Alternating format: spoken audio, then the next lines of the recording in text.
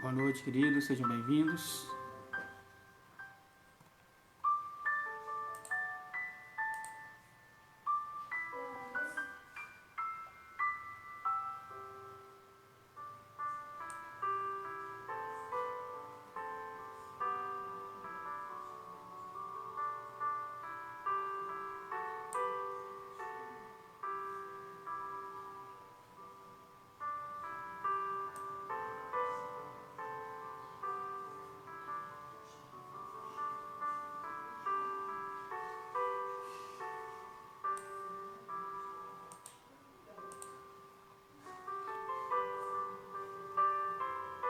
Boa noite, irmãos, sejam bem-vindos.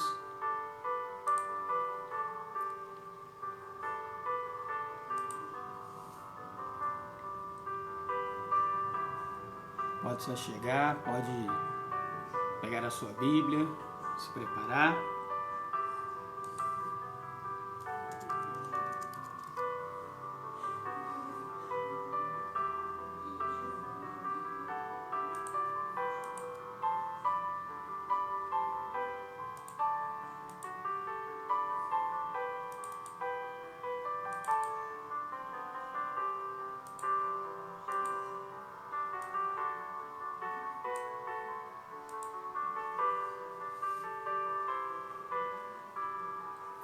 Pode abrir a sua Bíblia já,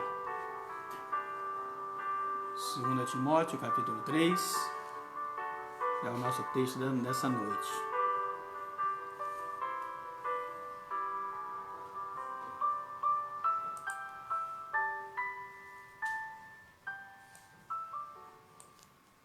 Nós estaremos iniciando nesse momento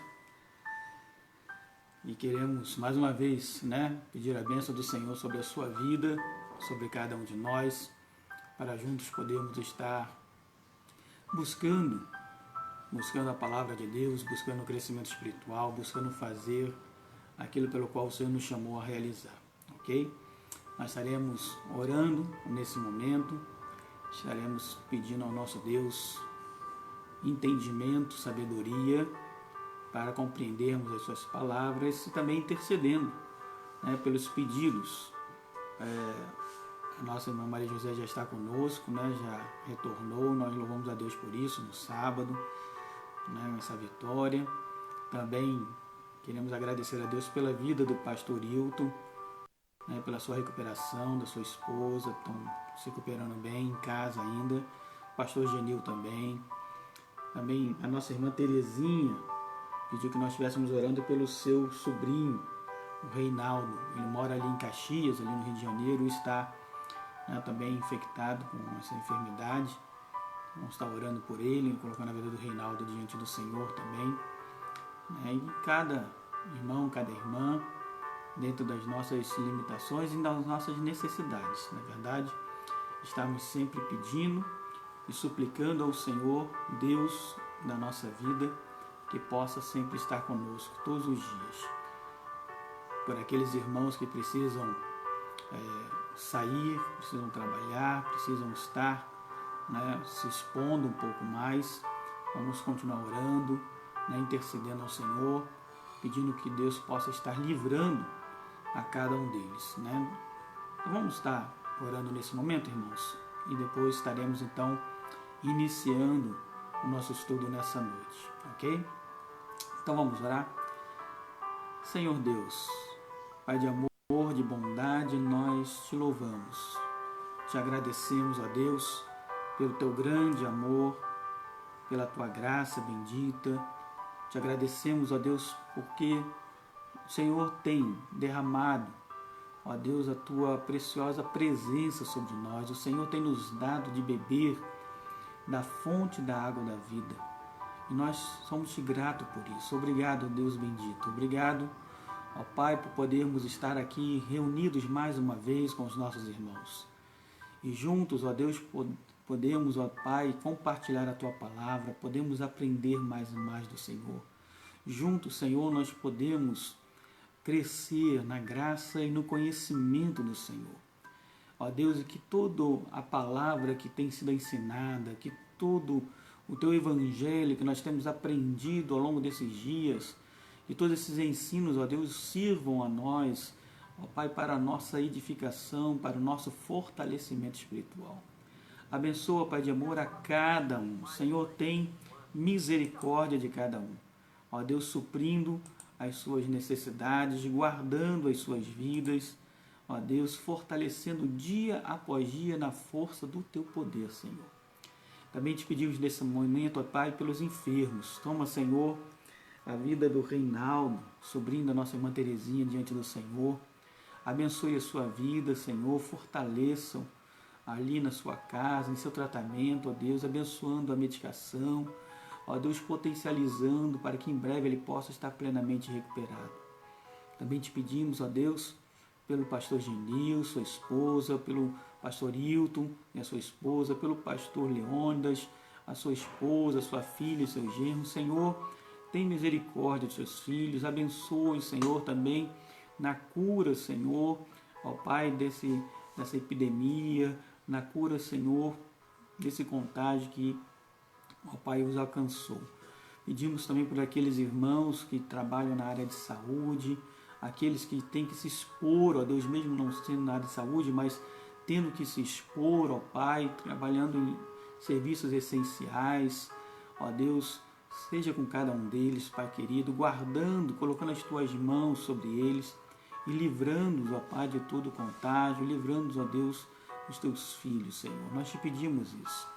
Abençoa-nos, guarda-nos, ó Deus. É a oração que nós fazemos por amor do Teu Filho amado Jesus. Amém e amém. Queridos irmãos, nós vamos então estar hoje nos debruçando sobre o capítulo 3 de 2 Timóteo, ok? Então, sua Bíblia já nas mãos, sua caneta nas mãos, ok? Nós estaremos nos debruçando hoje sobre esse capítulo.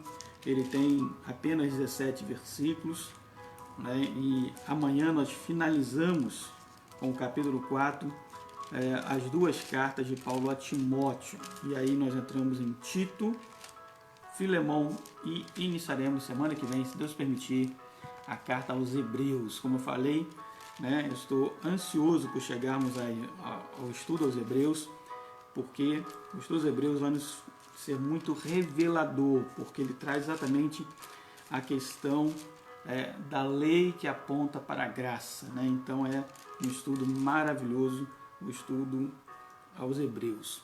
Então vamos lá, capítulo 3. Nós temos aqui 3 divisões propostas, né? E por que eu falo 3 divisões propostas, né? Só para você compreender isso. É claro que a Bíblia, quando ela foi escrita, as cartas, os evangelhos, eles não foram escritos com versículos, com capítulos, né? Por exemplo, uma carta de Paulo era uma carta lida, corrida, né? Então isso aconteceu muito tempo depois, né? Já lá na Idade Média, quando houve essa questão de se dividir em capítulos, em versículos, para facilitar a identificação do texto, ok? Então, quando alguém falava assim, poxa, aquela palavra que João falou, porque Deus amou o mundo de tal maneira, tal, aquela frase, nossa, muito legal, onde fica aquilo? E aí tinha que se ler todo o Evangelho de João para poder descobrir aonde estava, né? Então, a organização de capítulos e versículos facilitou, né? Nos facilita localizar o texto. E aí também entra essa questão desses títulos, né, ou subtítulos que foram propostos. Eles não são títulos originais, tá certo? Não existem esses títulos originais na Bíblia Sagrada, na Bíblia original, nos manuscritos originais. Eles foram propostos, isso já mais para frente também, né, tentando condensar isso, de tal a tal versículo fala sobre esse assunto, e aí colocavam lá, e assim por diante, tá certo? Então, por isso que eu sempre falo, são títulos propostos, ok, irmãos? Só para nós entendermos um pouco. Então vamos lá, versículo 1 em diante, diz assim: os males e as corrupções dos últimos dias, e diz assim, olha, sabe porém isto, Paulo falando, nos últimos dias sobrevirão tempos difíceis. Então, que últimos dias Paulo nos fala? Nos fala dias que antecederão a volta de Jesus Cristo. Dias que serão dias conturbados, dias difíceis, né? Dias de grande tribulação, diz o Senhor Jesus Cristo, escrevendo lá em Mateus. Então, nos últimos dias sobrevirão tempos difíceis. Pois, versículo 2, os homens serão egoístas. Na verdade, então, o amor se esfria. E o egoísmo, que é o amor próprio, né? Que é aquele amor egoísta, hedonista, ele toma lugar. Né? Aquela frase dizendo assim, eu quero ser feliz. Essa frase tem sido muito nos nossos dias. Eu sou infeliz, eu quero ser feliz. E para minha felicidade, ainda que custe a infelicidade dos outros, eu não estou nem aí. Eu quero ser feliz. Esse é o discurso do homem nos nossos dias. É o discurso da nossa sociedade. O que importa é a tua satisfação e a tua felicidade. Não importa se o outro seja infeliz. E dentro desse conceito nós temos visto muitos casamentos destruídos, muitas famílias destruídas, né, em busca da sua tal felicidade. Ok? Então, os homens serão egoístas, avarentos, né, gananciosos ali, jactanciosos, ou seja, orgulhosos, é a mesma coisa, arrogantes, né, soberbos, blasfemadores, né, blasfemando, sobretudo contra Deus, contra as autoridades superiores, desobedientes aos pais. Para alguém ser desobediente aos pais tem que ser ingrato, né? Irreverentes, ou seja, não se submetem, né, à autoridade, desafeiçoados, ou seja, sem afeição pessoal, implacáveis, duros, caluniadores, cruéis, inimigos.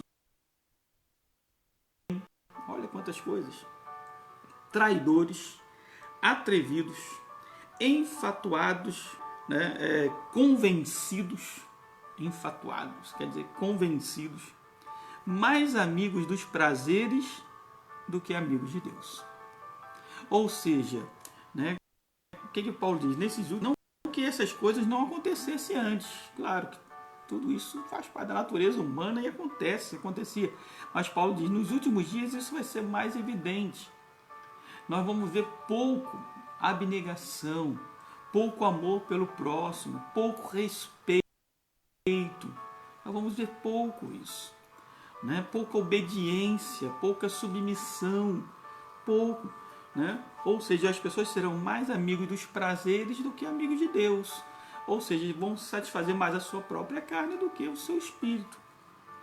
Tendo forma, versículo 5, tendo forma de piedade, ou seja, das boas obras, negando-lhe, entretanto, o poder, foge também desses.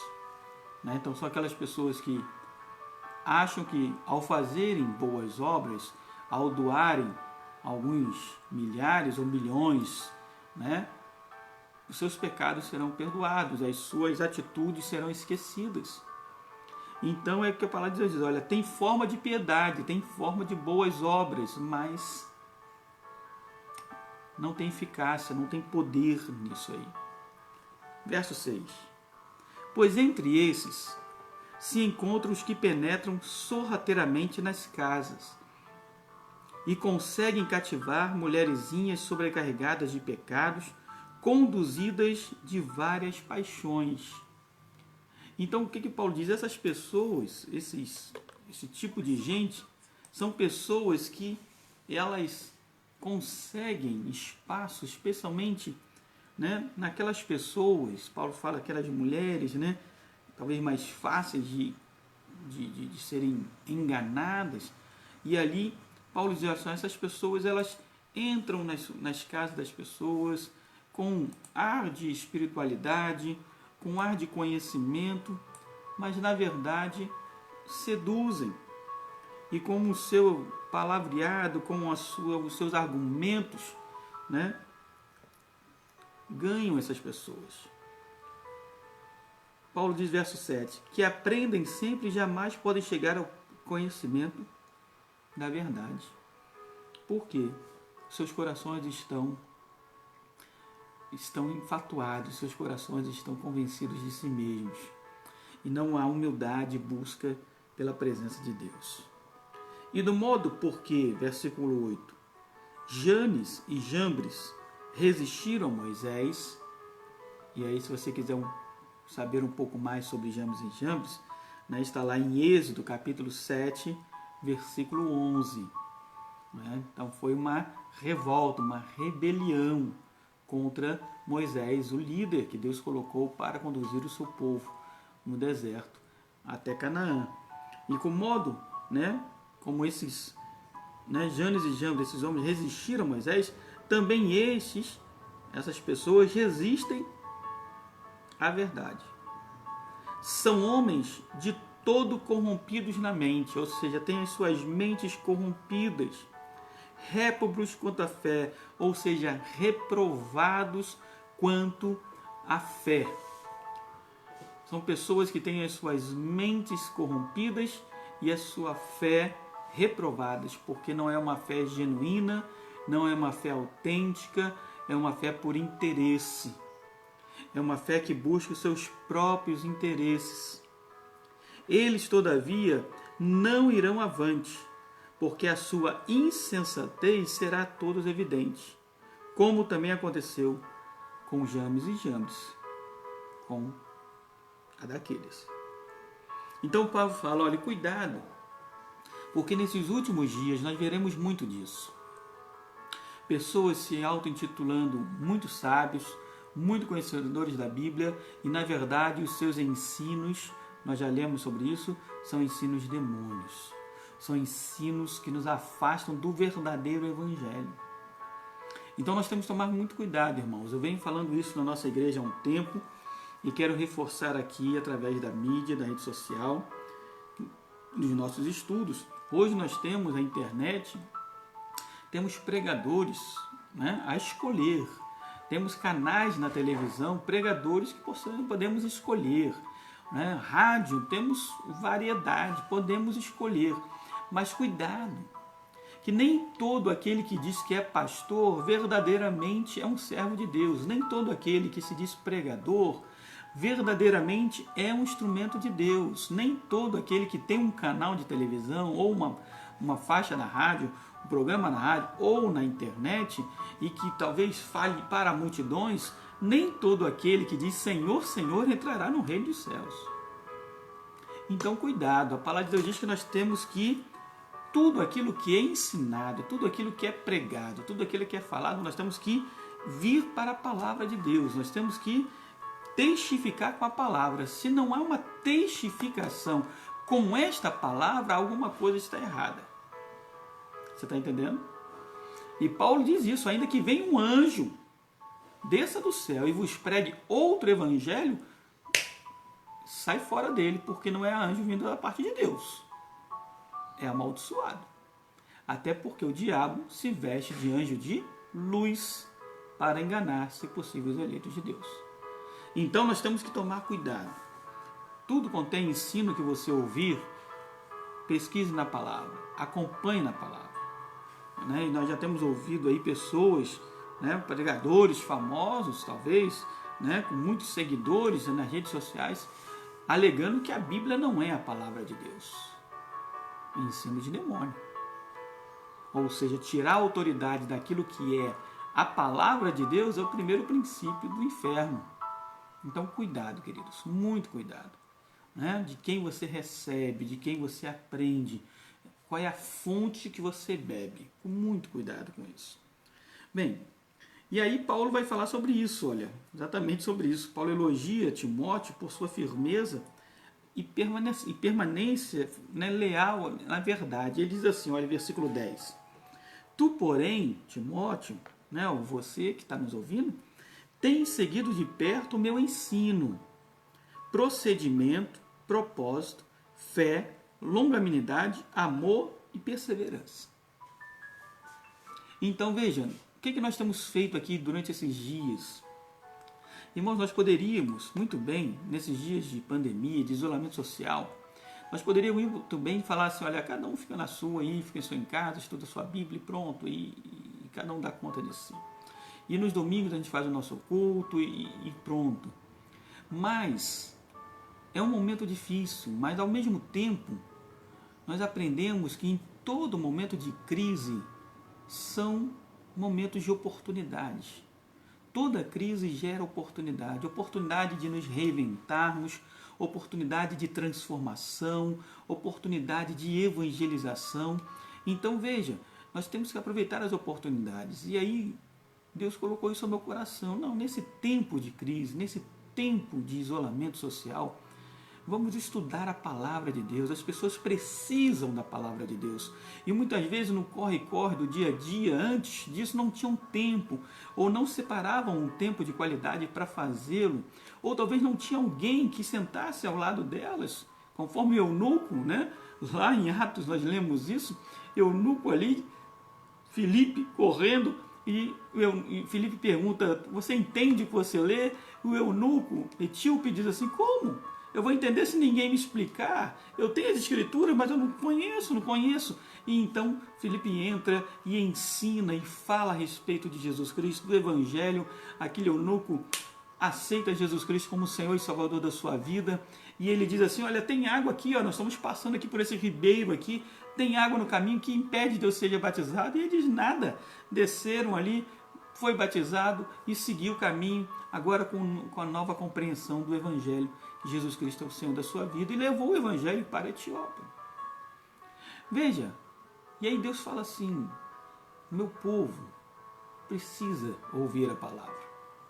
E então, irmãos, nesse momento de dificuldade, nós estamos aqui nos debruçando na palavra, aprendendo mais a palavra. Talvez de uma maneira que você nunca teve tempo para aprender ou alguém para lhe ensinar.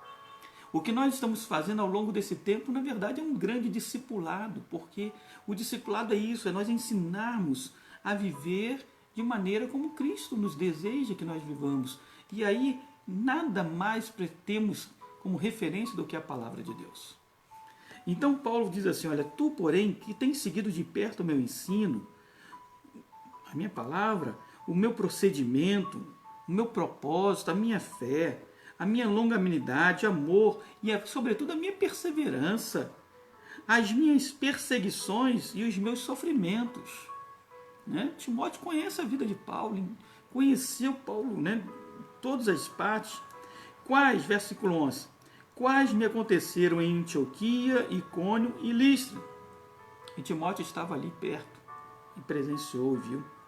Que variadas perseguições tenho suportado.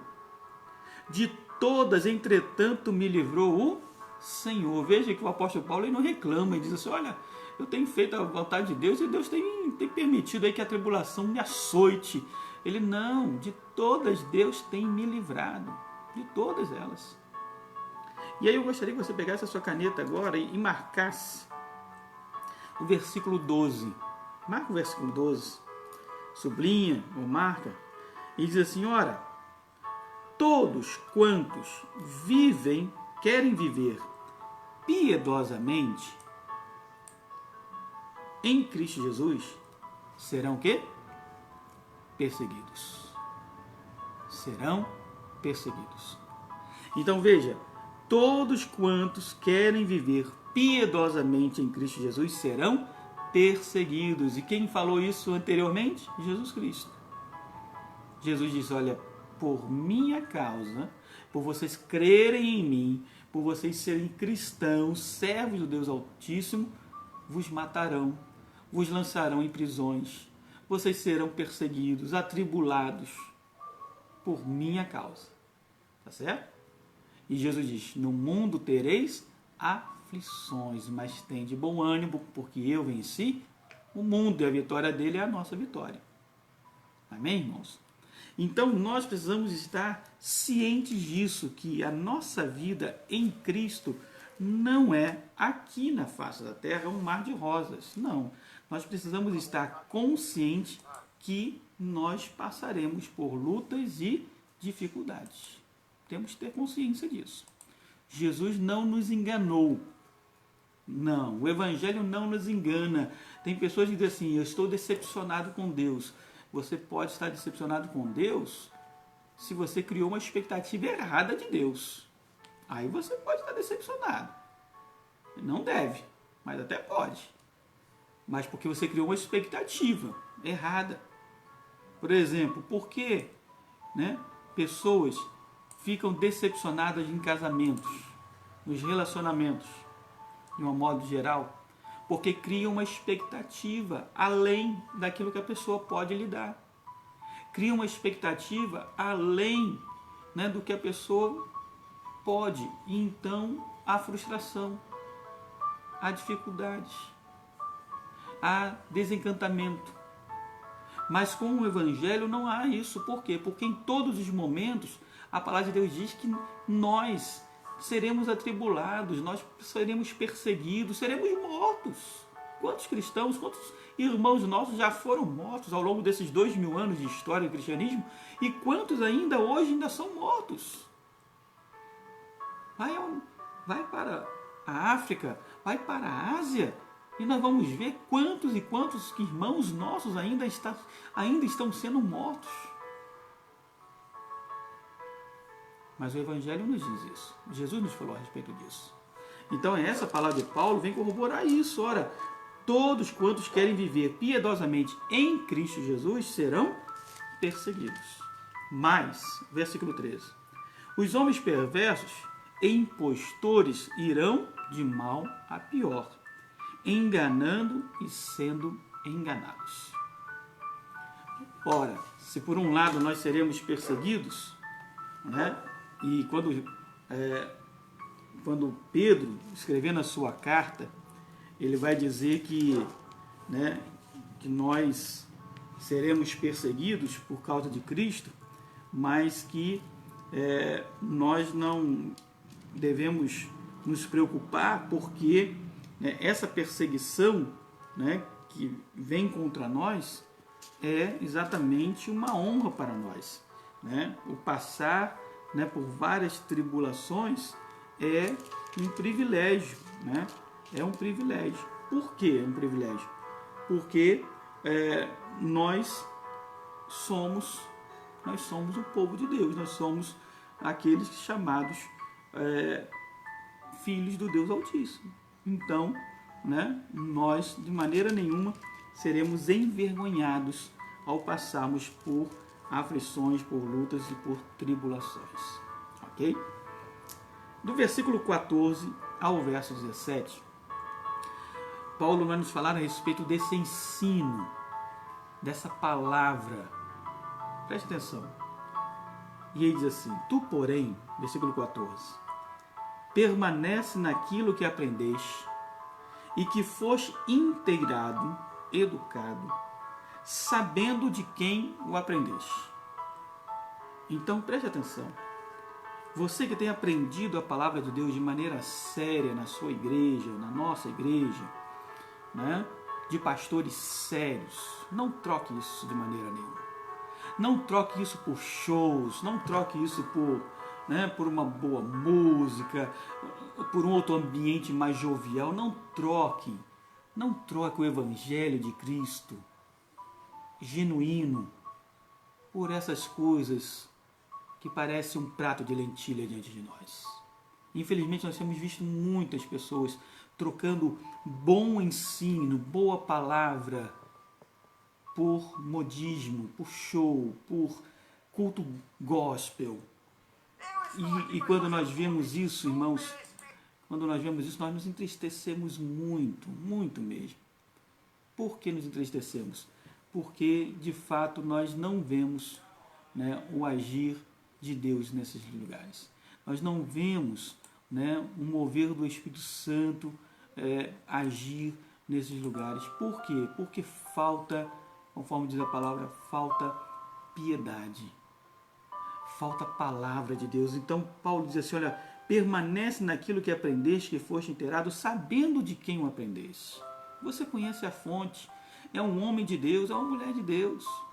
Então permanece firme. e que desde a infância sabes as sagradas letras. Quais são as sagradas letras? São as escrituras sagradas, que podem tornar-te sábio para quê? Para a salvação pela fé em Cristo Jesus. Irmãos, a palavra de Deus, ela nos conduz sempre a Jesus. De Gênesis a Apocalipse, a palavra nos conduz a Cristo. Ele é o nosso Salvador. Então nós, ao estudarmos a palavra, ao aprendermos a palavra, ao nos debruçarmos sobre essa palavra nos torna sábios. Sábios para quê? Para sermos arrogantes? Eu sou um teólogo, eu sou um mestre, eu sou um doutor da teologia e eu me encho de mim mesmo? Não. A nossa sabedoria é para sermos salvos. A nossa sabedoria, que a palavra nos conduz, é para a salvação pela fé em Cristo Jesus. É para isso que nós precisamos aprender a palavra de Deus. Não para sermos arrogantes, enfatuados, convencidos, não. E aí eu gostaria que você marcasse também esse versículo, verso 16. 2 Timóteo 3,16. Que diz assim: toda a Escritura, e aí você vai perceber na sua Bíblia, como na minha, que a Escritura está com a letra maiúscula. Então, a palavra de Deus, Paulo nos fala a respeito desta Escritura, da Escritura sagrada, e não qualquer escrito, qualquer carta, toda a Escritura. Que Escritura ele está falando? As Sagradas Escrituras. Então, toda a Escritura é inspirada por Deus. E aqui eu quero abrir um parênteses. Investimos, não vamos gastar, mas investimos uns 2 minutinhos aqui. Nós temos que lembrar que a Bíblia Sagrada, composta de 66 livros, 49 no Antigo, 27 no Novo Testamento. Essa palavra de Deus, por que é palavra de Deus a Bíblia Sagrada? Deixa eu pegar a Bíblia aqui para usar por referência para vocês. Irmãos, tudo isso aqui são Bíblias, tá? Em hebraico, em grego e todas as demais versões e Bíblias de estudo. Então, a Bíblia Sagrada, né? A Bíblia, com seus livros Antigo e Novo Testamento, ela levou cerca de entre 1400 e 1600 anos para ser composta. Deus usou 40 homens para escrevê-la. Então você pensa, um livro que durou, vamos botar pelo maior, 1600 anos, para ser escrito, de Gênesis até Apocalipse. 1600 anos, para ser escrito. E Deus usa 40 homens, ao longo desses 1600 anos, para escrever. Deixa eu te falar uma coisa. Aquelas pessoas que têm dúvida se a Bíblia é a palavra de Deus, eu te desafio a me mostrar qual livro outro na humanidade levou 1600 anos para ser escrito, 40 autores diferentes ao longo de 1600 anos, e um detalhe, o conteúdo, o assunto e a temática sendo a mesma. Não existe. E sabe por que o conteúdo e a temática é a mesma? Porque o autor da Bíblia é o mesmo. É Deus. Deus é o autor da Bíblia. Então, toda a Bíblia Sagrada é uma carta de amor de um pai para nós que somos seus filhos. Toda ela. Toda ela. Por isso, a Bíblia ela não contém, ela é a palavra de Deus. Por isso, Paulo vai dizer, toda a Escritura, esta Escritura é inspirada por Deus, que usou homens, mas é inspirada por Deus. Quando eles escrevem inspirados por Deus, porque aquelas palavras têm poder sobre a nossa vida ainda hoje. Você está entendendo por que isso é a Bíblia? Porque a Bíblia é o livro mais lido em toda a humanidade, mais comercializado, vendido, distribuído, lido, meditado, porque é a palavra de Deus. Essa palavra, versículo 16, é útil para o quê? A palavra de Deus nos ensina. Jesus vai nos falar a respeito dos seus ensinos. Toda a palavra de Deus é um ensino para nós. Essa palavra nos repreende. Então ela é útil para a repreensão. Por que nos repreende? Porque o Pai disciplina a quem ama. E nós somos filhos. E como filhos queridos dele, ele nos disciplina, ele nos repreende, ele nos exorta, ele vai mostrar, olha, a sua atitude, o seu caminho, as suas decisões estão erradas. Então a palavra de Deus nos repreende. Muitas pessoas não gostam de ser repreendidas.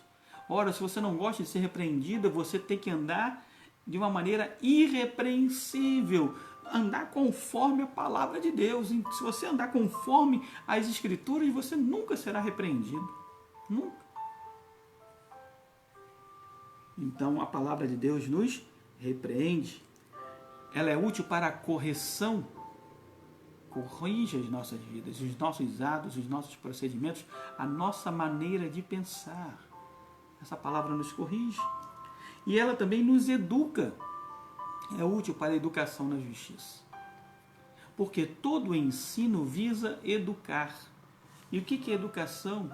É, a partir daquele ensino, você mudar atitudes, você transformar a sua cultura, transformar a sua maneira de ser.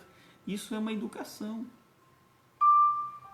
Então, essa palavra de Deus, irmãos, ela tem uma finalidade. E qual é a finalidade? Olha o versículo 17.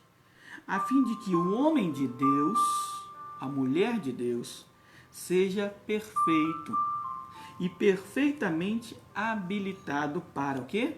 Toda boa obra. Obras essa que o Senhor preparou para que nós andássemos nela, desde antes da fundação do mundo. Nós falamos isso ontem à noite. Então, preste atenção. Essa palavra de Deus é a palavra que edifica, que constrói, que nos repreende, nos exorta, nos educa, nos disciplina, mas nos ensina. Então essa palavra, ela tem que fazer parte da sua vida. Ela não é um adendo, não. Ela é parte integrante de você. Quando o salmista diz, escondi a tua palavra no meu coração para não pecar contra ti, é essa palavra que nos dá força, ânimo, vigor para superar todas as adversidades. Se nós lembrarmos, irmãos, eu gostaria que você lembrasse comigo, lá, deixa eu vir aqui rapidamente, lá em Efésios, volta para rapidinho, Efésios capítulo 6, nós já vamos terminar. Vai comigo lá em Efésios capítulo 6. Paulo está falando a respeito, a partir do versículo 10, Paulo fala a respeito da armadura de Deus, ele usa o soldado, né, sua armadura, e todos os utensílios são para defesa, couraça, cinto, capacete, escudo, né, calçar os pés, ok? E aí, então, no versículo 17, ele diz assim, olha, tomai também o capacete da salvação e a espada do Espírito. A única arma de ataque, e a espada tanto serve para nos defender, quanto também para atacar, a única arma que nós temos dessa maneira é a espada. E a espada do Espírito é o quê? O que ele diz ali no final? Que é a palavra de Deus. Então, se você não conhecer essa palavra de Deus, é semelhante a um soldado que não sabe lidar com a arma que foi lhe conferida para vencer os seus adversários. Então nós precisamos nos apropriar dessa palavra. Por isso, Paulo vai dizer assim, olha, procura apresentar-te a Deus aprovado, como obreiro que não tem de se vergonhar, que maneja bem o quê? A palavra da verdade. Então é essa palavra, essa escritura que está nas suas mãos, é se apropriando dela que nós vamos vencer os nossos adversários, vencer aqueles que se levantam contra nós. E o exemplo disso é Jesus Cristo. Quando o diabo vem tentar Jesus, o diabo usa o quê? A palavra. E ele diz, é porque está escrito. Nem só de pão viverá o homem. E aí Jesus também ataca, se defende e ataca com a palavra, a espada do Espírito. E ele diz, mas também está escrito, nem só de pão viverá o homem, mas de toda a palavra que procede da boca de Deus. E assim foi. Cada uma das tentações, o diabo usava a palavra e Jesus, na palavra, repreendia Satanás e vencia. Se você não conhecer a palavra, meu irmão, minha irmã, você não tem como se defender. Por isso essa palavra, essa escritura sagrada, ela é inspirada por Deus e ela é útil a nós para nos ensinar, nos repreender, nos corrigir e nos educar. Então permita que a palavra de Deus faça isso em você. Te ensine, te repreenda, te corrija e te eduque. E você seja um servo de Deus perfeito e perfeitamente habilitado para toda boa obra. Amém? Vamos fazer uma revisão rápida aqui no capítulo 3. Paulo nos diz no início, que nós, nos últimos tempos, sobrevirão tempos, dias difíceis. Homens egoístas, avarentos, e aí uma lista tremenda, amantes de si mesmo, cruéis, enfatuados que são convencidos, mais amigos dos prazeres do que amigos de Deus. Ok? Tendo forma de piedade, mas não tem poder.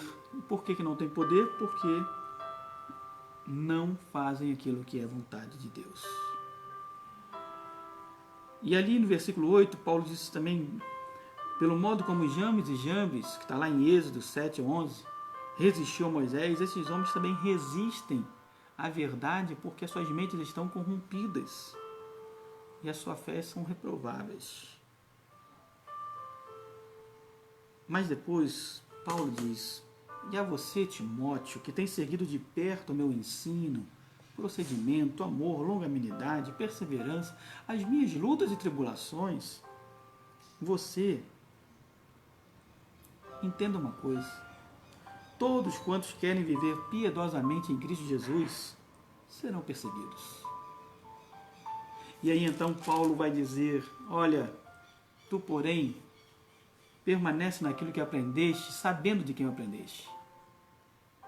Sabendo que as sagradas letras podem tornar-te sábio para a salvação em Cristo Jesus. E toda a Escritura é inspirada por Deus, útil para o ensino, para a repreensão, para a correção, para a educação na justiça. A Bíblia tem alguns marcos, eu gosto de ter alguns marcos na Bíblia. Por exemplo, João 3,16, e eu creio que você sabe de cor, se não sabe, que você possa aprendê-lo e guardar em teu coração. João 3,16 diz, porque Deus amou o mundo de tal maneira que deu seu Filho unigênito, para que todo aquele que nele crer não pereça, mas tenha a vida eterna. Esse verso é que nós chamamos da Bíblia em miniatura. É a mensagem da Bíblia num verso apenas. Eu costumo dizer na igreja, se você não souber nada da Bíblia, saiba João 3,16. Porque dentro desse texto você pode pregar o Evangelho a todas as pessoas. João 3,16. Mas também em 2 Timóteo 3,16. Então é fácil nós gravarmos. Existe esse texto. Toda a Escritura é inspirada por Deus e útil para o ensino, para a repreensão, para a correção, para a educação na justiça. Se o primeiro texto fala a respeito do amor de Deus e a nossa salvação, o segundo texto vai nos falar a respeito da palavra de Deus, que nos fundamenta em tudo aquilo que nós cremos. Porque sem essa palavra, nós não temos como crer. Como iríamos crer em histórias se estas não fossem corroboradas por Deus? Não fossem contadas de fato por Deus. Então, querido, você possa guardar, né, esses versículos, essas palavras, esses textos, né, que tanto vêm a nós e nos edificam, porque o nosso Senhor Ele virá. E ao vir, Ele quer encontrar você, andando no caminho do Senhor, andando nos seus ensinos, obedecendo a sua voz, sendo homem e mulher de Deus, abençoado por Ele. Que o Senhor esteja nos abençoando. Amém? Nós estaremos encerrando nesse momento o nosso estudo bíblico. Eu quero já lembrar você que amanhã nós estaremos estudando o capítulo 4. Se você já quiser fazer a sua leitura, faça. Anote algumas coisas, né? Sempre é bom. E amanhã à noite, depois, às 18 horas até 18h30, nós vamos ter o estudo do capítulo 4. E depois, às 19h, nós teremos o nosso culto. E como eu falei no domingo, né, ontem, nós tivemos um culto muito abençoado. Tivemos bastantes irmãos, famílias conosco, né, ao vivo conosco ali. Tivemos a ministração da Santa Ceia. Foi uma bênção, uma bênção. E depois, e aí eu falei que nós pregaríamos, são 3 assuntos, na verdade um assunto em 3 etapas, né, 3 partes. Nós pregamos ontem sobre ser semelhantes a Cristo. Fomos criados para sermos semelhantes a Cristo. E amanhã nós daremos continuidade a essa mensagem e na quinta-feira daremos continuidade. Depois nós estaremos condensando essas 3 mensagens no YouTube e colocando lá para que você possa depois ouvi-la, né, as 3 partes juntas. Ser semelhantes a Cristo. O Senhor nos chamou para sermos semelhantes a Ele. Amém? Nós vamos orar nesse momento. Quero louvar a Deus pela sua vida. Quero abençoar a sua vida nesse momento. A você, a sua casa, a sua família. Que o Senhor esteja renovando as suas forças. Que o Senhor esteja levantando sobre ti o seu rosto e vos dando a sua maravilhosa paz. A paz que só Jesus Cristo tem para nos dar. Amém, irmãos? Vamos orar então. Vamos agradecer a Deus. Vamos continuar orando pela nossa nação, irmãos. Diariamente, orarmos pela nossa nação. Vamos fazê-lo então? Senhor Deus, obrigado, Pai, por mais uma vez podermos estar aqui, juntamente com os nossos irmãos, estudando a Tua Palavra, aprendendo do Senhor, meditando, Deus, dia e noite, ó Pai, nessa palavra que nos traz fortalecimento e edificação.